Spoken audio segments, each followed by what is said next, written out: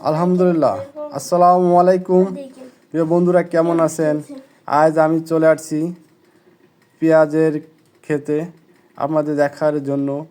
ফরিদপুর বলমারি মানে পেঁয়াজের ভরপুর, তার এই বাস্তব প্রমাণ দেখানোর জন্য আমি আপনাদের নিয়ে আসছি পেঁয়াজের খেতে। এই দেখেন পেঁয়াজের খেতে, এই দেখেন আমি পেঁয়াজ তুলতেছি। কত সুন্দর বড় বড় পেঁয়াজ হয়েছে দেখেন। দেখলে মনে হয় এক আনন্দ অনুভূতি প্রকাশ করা যায় না। এই পেঁয়াজের ক্ষেতে দেখলে কত সুন্দর বড় বড় পেঁয়াজ, এবং এই যে ফলন হয়েছে এতে চাষিরা অনেক উপকৃত হবে ইনশাল্লাহ।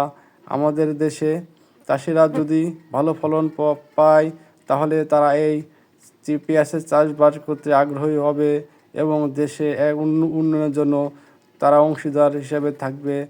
আর এই দেখেন পেঁয়াজের যে ফসল, এই ফসল প্রায় অনেক সুন্দর লাগে দেখতে। এই দেখেন পুরো মাঠকে মাঠ পেঁয়াজ আর পেঁয়াজ, পেঁয়াজের ভরপুর, দেখে মনে হয় এক অনিবিল শান্তি।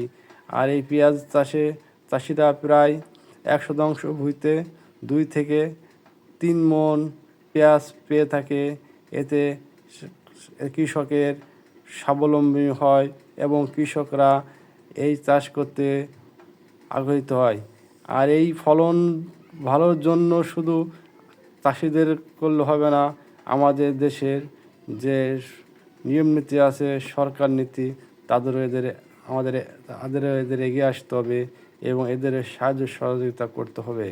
আর এই পেঁয়াজ খেতে দেখে বোঝা যায় আমরা নাকি পার্শ্ববর্তী দেশ থেকে যদি পেঁয়াজ না আসে তাহলে আমরা নাকি পেঁয়াজ না খেয়ে থাকতে পারি। আসলে কথাটি সত্য নয়।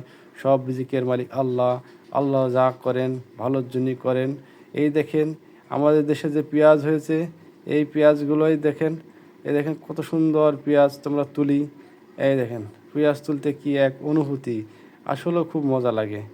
পেঁয়াজ তুলতে গেলে মনে হয় এক অনুভূতি, যা অনুভূতি প্রকাশ করা যায়। এই দেখেন কত সুন্দর সুন্দর বড় পেঁয়াজ।